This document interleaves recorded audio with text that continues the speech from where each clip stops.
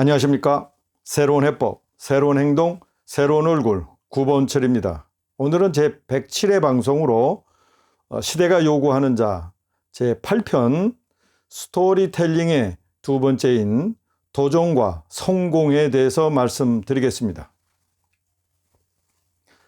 구본철은 그렇게 힘들다고 하는, 오히려 행정고시나 사법고시보다도 더 힘들다고 하는 기술고시에 대학교 3학년에 해당하는 그 해에 1차를 합격하고 80년도 제 4학년이 되는 해에 제 2차를 합격합니다. 그 당시 구본철은 신문을 보지 않았습니다. 대학생인데도 돈이 없으니까 신문 같은 거는 꿈에도 생각하지 못했습니다. 면접을 이틀 앞두고 제 친구 중에 하나가 야, 구본철 축하해. 너 합격했어. 아, 그래? 그런데 내일 모레 면접이던데? 알고 있지? 구본철은 깜짝 놀랐습니다. 만일에 그 친구가 알려주지 않았더라면 구본철은 그 면접장에 가보지 못했을 겁니다. 이틀 전에 면접 있다는 사실을 안 구본철, 머리를 단정하게 하고 면접장에 갔습니다. 지금도 기억이 나는데 그때 면접관이 한 가지 질문을 했습니다. 텔레커뮤니케이션이 뭐냐고. 그때 구본철이가 정확하게 답을 했는지는 모릅니다. 왜냐하면 사실 그때의 텔레커뮤니케이션은 새로운 개념이었기 때문이죠. 지금이야 우리가 전기통신이라고 하는 의미로 가졌지만 말씀드린 대로 1980년도 말에는 이 용어가 아주 생소했습니다. 통신공학을 전공한 구본철도 사실은 정확하게 그 의미를 설명을 충분히 못했던 것 같습니다. 어쨌든 구본철은 2차에서 합격했습니다. 그리고 그 다음 해에 1월달 중앙공무원연수원에서 3개월인가 연수를 받고 곧바로 임명을 받았습니다. 1981년 4월달에 최초 임용된 곳이 바로 지금 부산의 해운대 전화국이었습니다. 그리고 하숙집은 거기서부터 조금 떨어져 있는 광안리 해수욕장 앞에 있습니다. 지금과 그때를 생각해 보면 진짜 상전벽해가 따로 없습니다. 하숙집이 있던 광안리 해수욕장은 그냥 음식점만 있었던 지역이고, 제가 하숙집을 할 그 당시에 아침에 갔다 저녁에 돌아오면 흙먼지가 쌓여가지고 또 바닷가다 보니까 축축하고 그래서 여름에도 1년 동안 있었는데 여름에도 불을 떼야 될 그런 정도의 집이었습니다. 월급을 20만 원 정도 받았는데 10만 원을 하숙집에 냈으니까 월급의 절반을 낸 거죠. 엄청 비쌌던 시절이었습니다. 어쨌든 구본철의 첫 그 부모님과 떨어진 생활을 이제 했는데 해운대의 추억은 지금까지도 남아 있습니다. 해운대에서 해운대 전화국이었는데 그 당시에 이제 지금으로 말하면은 정보통신부죠. 거기서 1년 정도 근무하다가 이제 군에 입대했습니다. 군무를 마치고 돌아간 것이 다시 부산의 초량전화국입니다. 부산에서 왔다고 그래가지고 다시 부산으로 내려갔다가 그리고 인천으로 이제 귀향을 했습니다.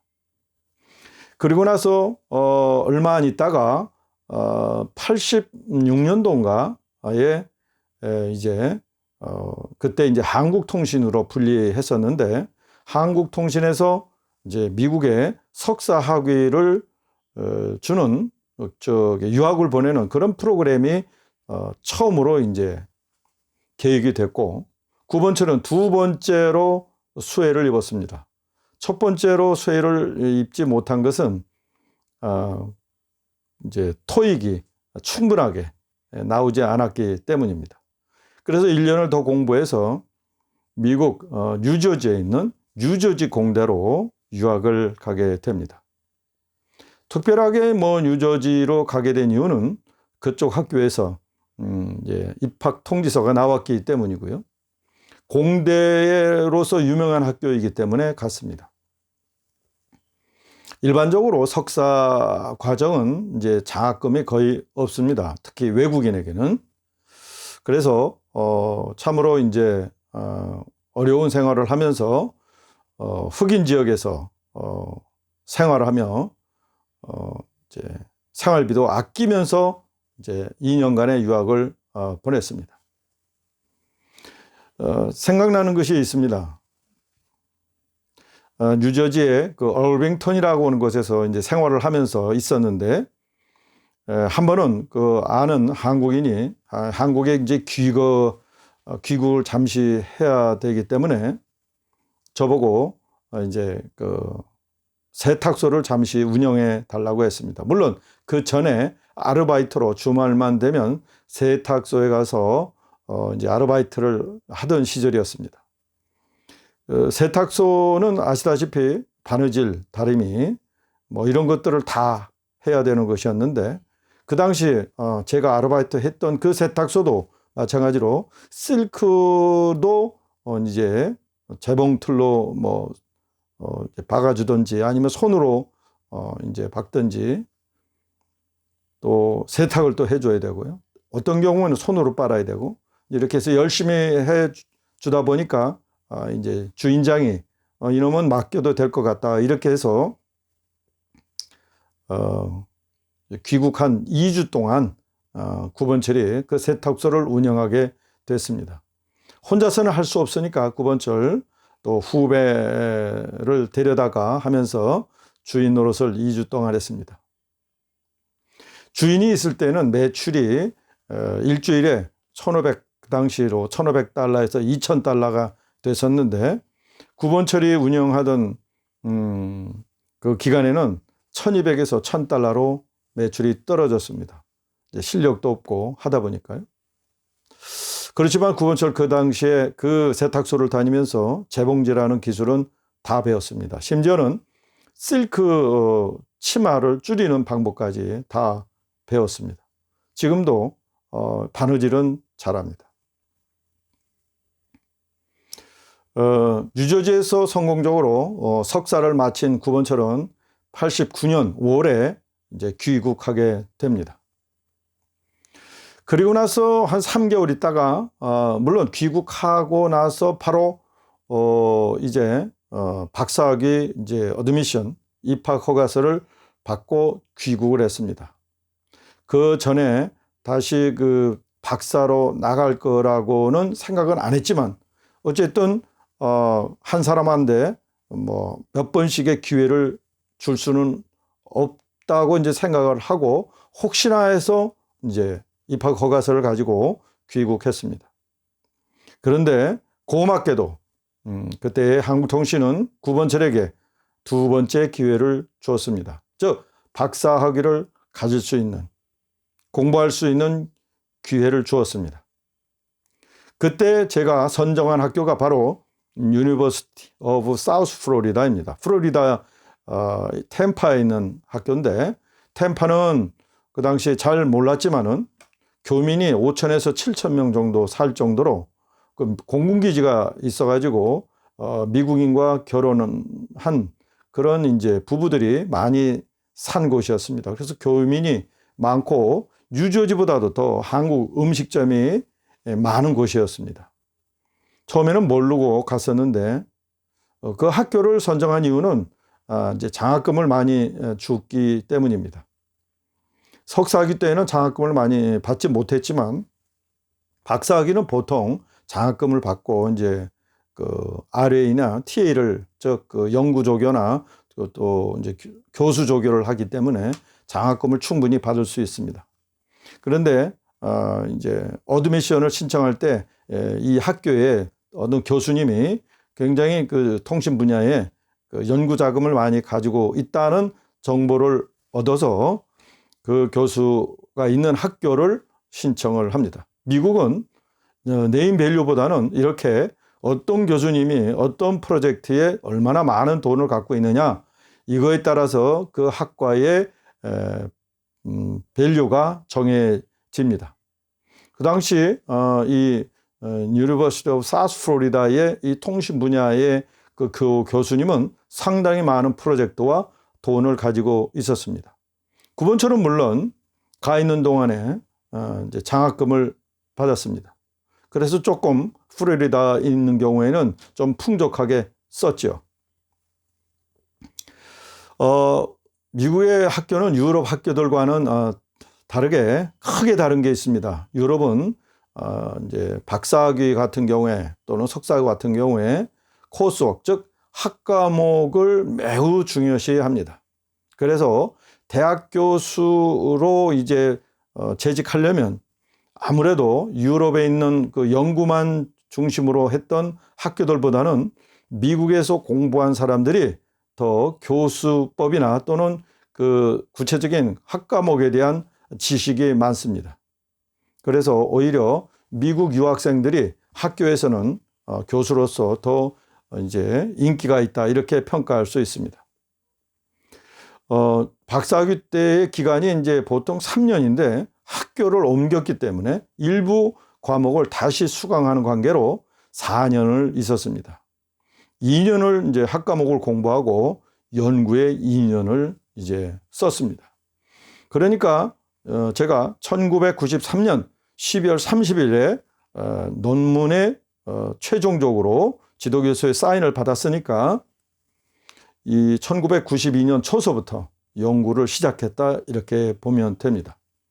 제가 최종적으로 박사학위 논문은 Wireless Personal Communication입니다. 제목은 무선 개인 통신이지만 쉽게 얘기하면 우리가 지금 사용하는 핸드폰 통신이다, 이렇게 보시면 됩니다.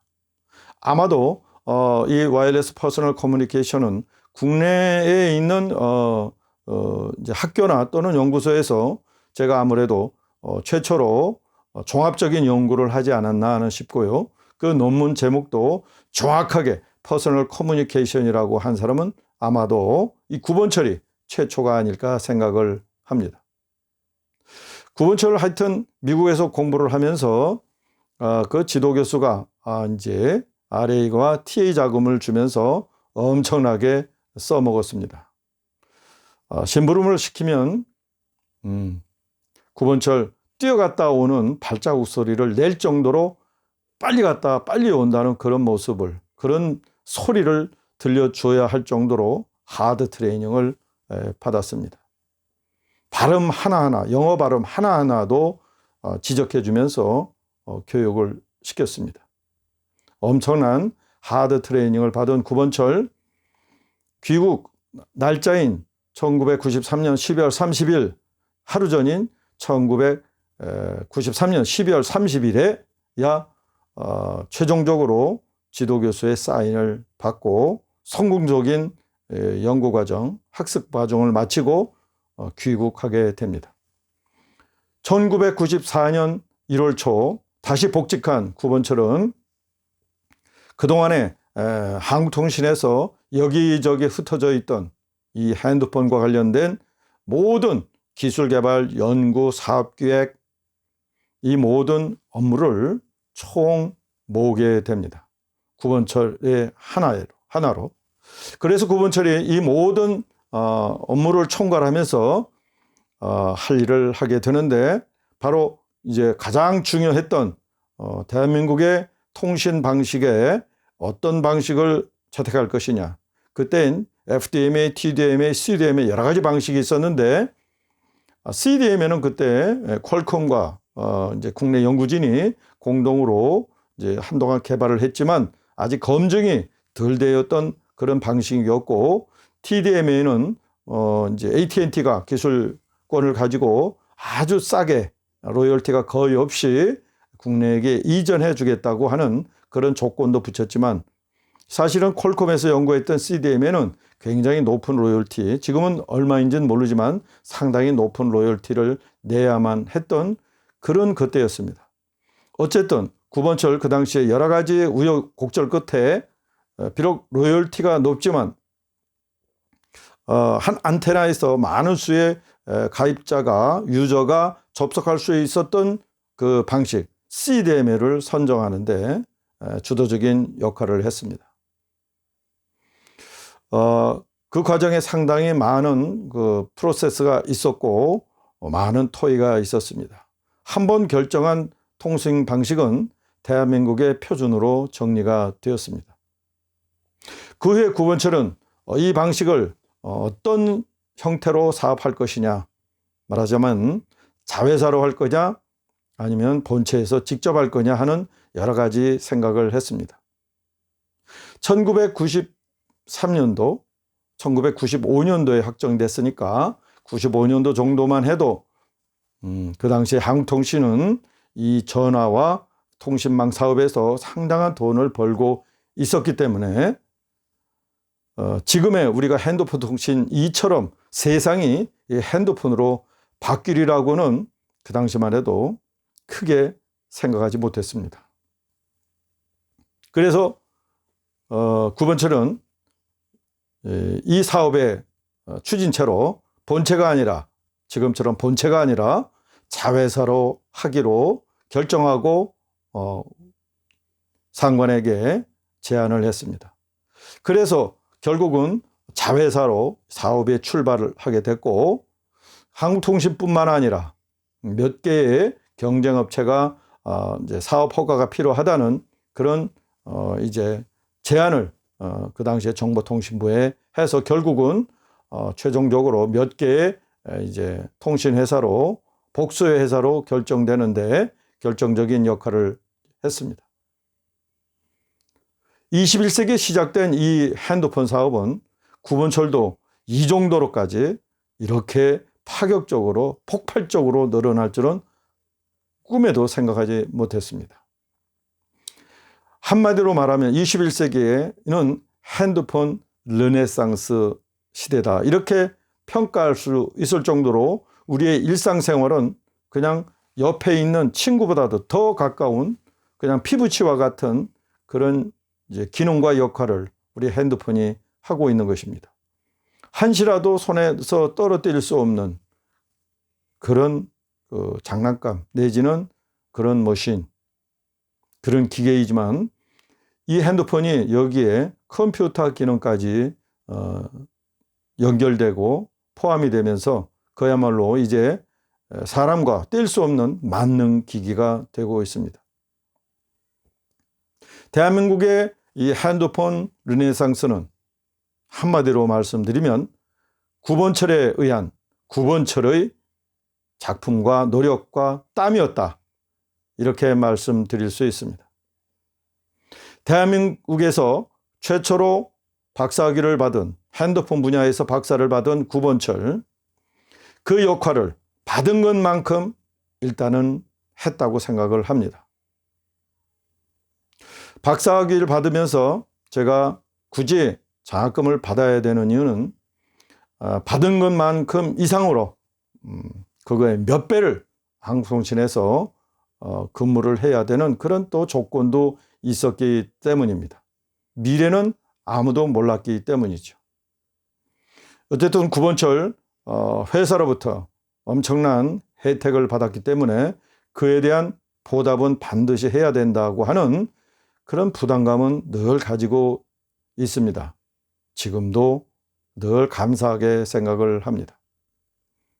대한민국의 핸드폰의 르네상스, 구본철에 의해서 시작됐고 구본철에 의해서 최초로 전개된 이 핸드폰의 역사가 또 어떤 방향으로 발전해 갈지 구본철도 매우 궁금합니다.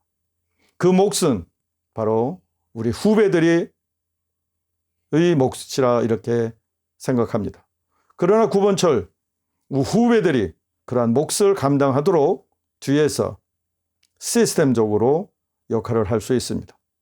오늘은 여기까지 하겠습니다. 정치 변혁, 제도 변혁, 동맹 변혁 9번 처리였습니다. 감사합니다.